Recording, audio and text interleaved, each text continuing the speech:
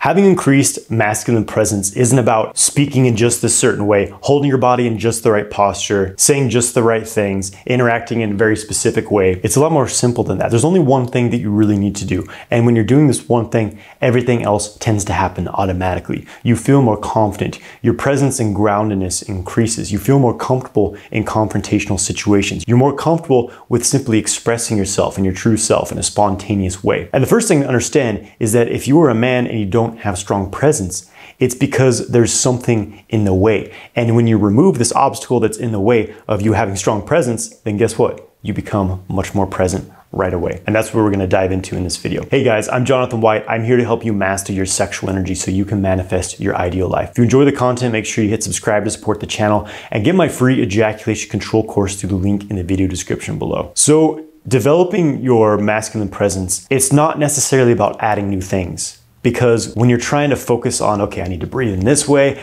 I have to hold my spine just this right position, I'm supposed to say this thing, sure, that kind of approach can work. It can be helpful. A lot of people do this, and I've done aspects of this myself. But to be having this checklist of 10 different things you're supposed to be doing all the time, it becomes exhausting. Not to mention, beneath all of that, you're feeling severe anxiety, you're feeling this tension and this fight or flight response in your body. It just becomes force on top of force, and it's unsustainable. Most people doing this kind of stuff, most people putting on this front of being the overly confident alpha male, are actually falling apart inside. And so what we need is an effortlessness. It's not about adding new things. It's about letting go of what's keeping you from being there in the first place. So I would define masculine presence as being this expansiveness, this confident, self-reliant, I know where I'm going, I'm comfortable being who I am, I'm not afraid to push the boundaries a little bit. It feels relaxed, and there's an element of safety within it, but there's a power as well. So what prevents this is basically tension.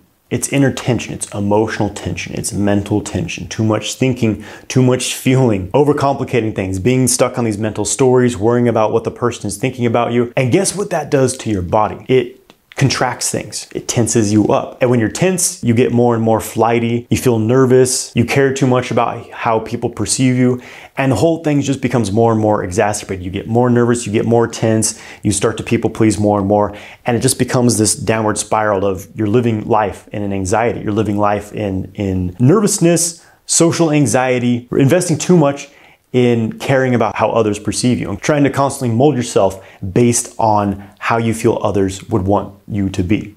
And it's exhausting. It's exhausting, it's stressful, and it's extremely common. Most guys never get out of this pattern. So first of all, just have some compassion for yourself, because these patterns, as you probably know, they stem from early on in our life. We develop these patterns often in our childhood, in our teenage years, and we just keep playing them out because, well, for the most part, we haven't really tried to relearn a new way of responding to things. So it just becomes our default. And there's often all these stories that get placed around us like, well, I have this trauma and I have this anxiety, I have this depression, and it's probably not going away anytime soon. I'm probably gonna have it for life, but maybe I can mitigate a bit. And personally, I think that's bullshit. Not saying that it's bullshit that you have trauma, that you've had a traumatic experience and you're still reliving it in some way, but just the idea that you cannot let go of these things in a moment. And that may sound oversimple, but it literally is, because here's the thing. We live in the present moment. Because when you've had a past negative experience, you had a partner that cheated on you, you were physically abused, sexually abused, whatever it is, it's not still happening in the current moment. Well, it may be if you're still replaying these dynamics in your interactions with others, but usually for the most part, you're not actually reliving that experience in day-to-day life. But in your psyche, you are. You're attached to it in your mind, and there's a pattern of physical holding in the body, a tension pattern, a squeezing. Maybe you're squeezing your pelvic floor throughout the day, a very, very common one for men. Maybe it's certain facial muscles are being, you have a lot of tension in your eyes, your eyebrow, anywhere in the body, your belly, your arms, your shoulders. People carry their tensions, they carry their traumas in various ways. But here's the thing, when you can let go of that physical tension, just, let it go, guess what? It starts to clear up that mental tension. It starts to clear up the stories around it. It starts to clear up the overthinking, the nervousness, the anxiety that arises. It's as simple as letting go. It's as simple as relaxing. And I know it isn't always that easy, first of all, because modern men are very disconnected from their bodies. I mean, when I was first getting into yoga, getting into meditation, I was extremely disconnected from everything that was beneath my head.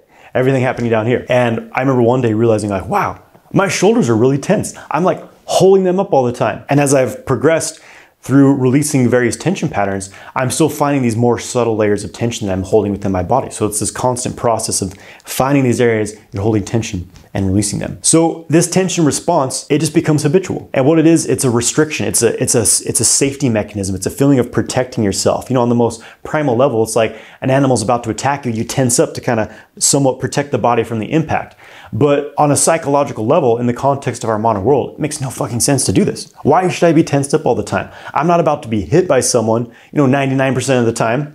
So there's zero reason to be a tight ass all the time. To be walking around with a stick up my ass, clenching my butthole all tightly, clenching my shoulders up. There's no reason to do it. But we're doing it 24/7. And one of the biggest barriers to this is that we're simply distracted all the time. We're always thinking about what's next, what am I doing, And I've talked a million times recently about social media, technology, and just how overstimulating it is on the mind. So coming back to the masculine presence thing, this understanding gives you an awareness and it gives you something to focus on 24/7, because masculine presence is in line with being grounded. It's in line with being very present within your body, being completely within yourself, connected, connected to your belly, your core, your balls, connected to the earth, connected to your heart center.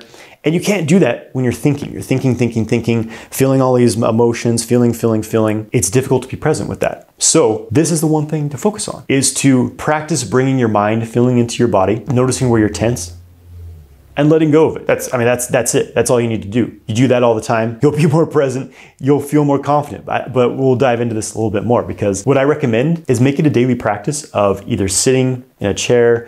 It's even better to like lie down, recline, something that you just feel very, very relaxed, and just spend 5 minutes or more. You can spend 30 minutes or an hour doing this if you really want, scanning through your body. Like, oh, okay, let's feel the crown of my head. Can I relax that a bit more? Like it's melting. Let's move to the face. Oh, relaxing, it's melting, sides of the head, back of the head, etc. You move through your whole body and just progressively relax everything. Sometimes it helps to like squeeze the muscles first and then relax entirely. But that's basic progressive relaxation practice.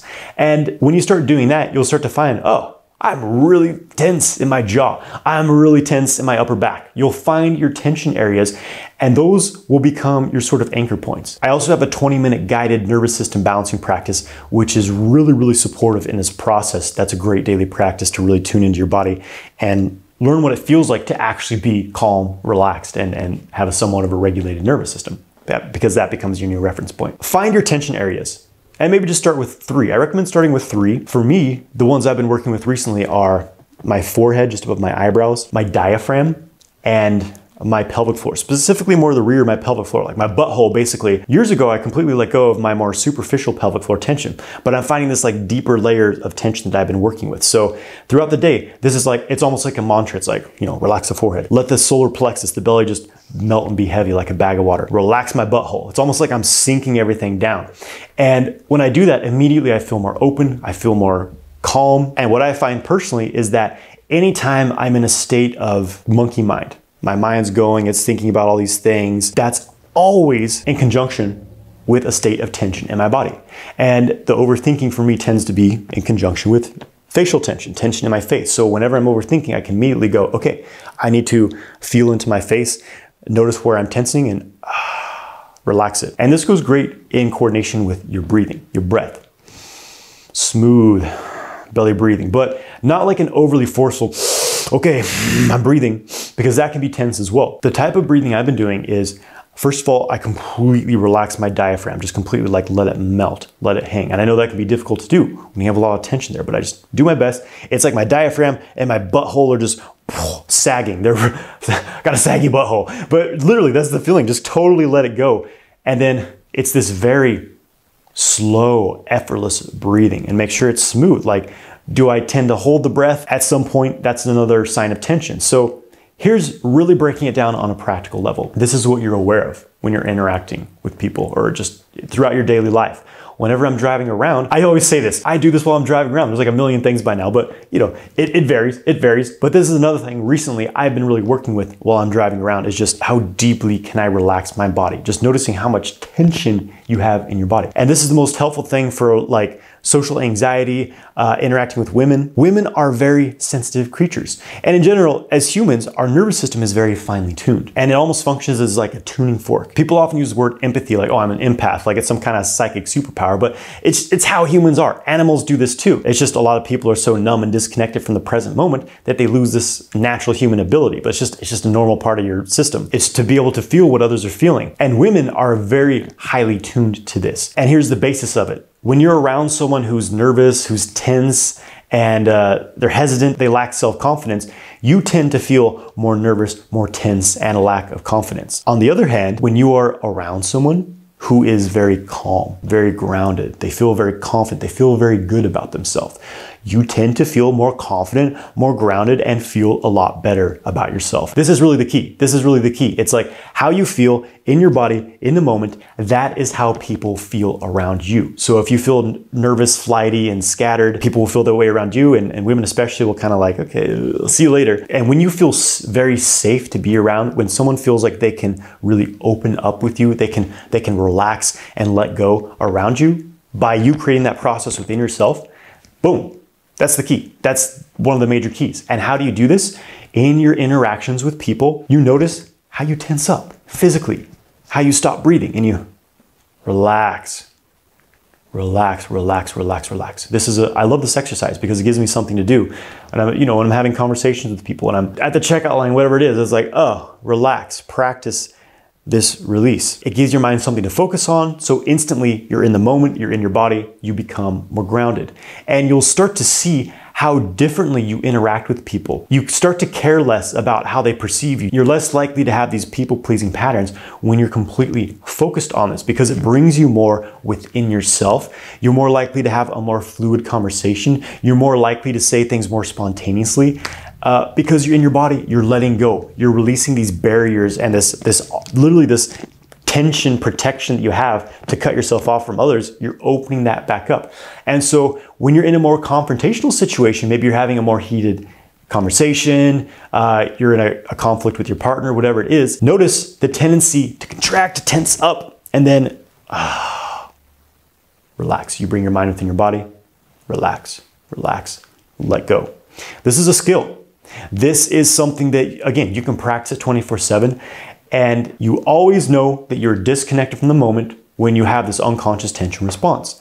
Now, just because it shows up, it doesn't necessarily mean something bad about you, but every time you tense up, it becomes your opportunity to, oh, now I know what to do. Instead of going into anxiety, going into panic attack, I can just let go. I can breathe and just find the more subtle areas of tension. There's probably always going to be some degree of tension in your body that you can release. And of course, this really shows up during sex, this unconscious tension response, this sort of disengagement in some ways. It shows up as premature ejaculation. It shows up as psychological erectile dysfunction issues. And this is the remedy for that, is being able to let go. Being able to let go, be in the moment, feel the intensity of the moment, and let go deeper into it, breathe into it. And having premature ejaculation, having these sexual dysfunctions, it's really just revealing this underlying pattern, which is often happening 24/7. Premature ejaculation isn't only happening in the bedroom.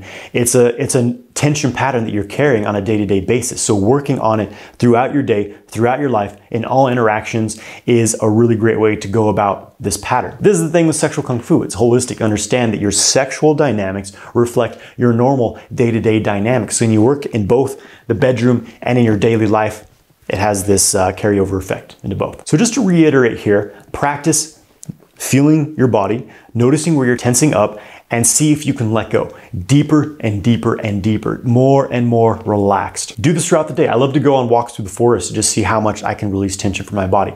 Do it when you're commuting to work. Do it when you're working. Do it when you're in social situations, having conversations. Do it when you're with your partner. Do it at the grocery store, just walking around, just releasing tension. It's a phenomenal practice, and the more you do it, the more you will start to cultivate this masculine presence. It really has this expansive quality. People will just feel more connected with you because you're more open. Your energy is expanded. So I hope you enjoyed this. I hope you get something from it. This is something that I go way deeper into in my Sex God course, which is a comprehensive course of, we could say, masculine sexual mastery, learning to overcome people-pleasing patterns that show up as premature ejaculation, timidity in the bedroom, learning to have non-ejaculatory orgasms, complete ejaculation control. All this is in Sex God. How to create arousal, desire, and passion in your partner. I go into all this in depth in the Sex God course, which will be opening for registration soon. Find more information about that in the description of this video. Let me know if you'd like to see more exercises of specifically releasing tension patterns in the body. Let me know in the comments below if you want to see a video on that. Give this video a like, make sure you hit subscribe and give the video a like to support the channel, and have a great rest of your day, my friend.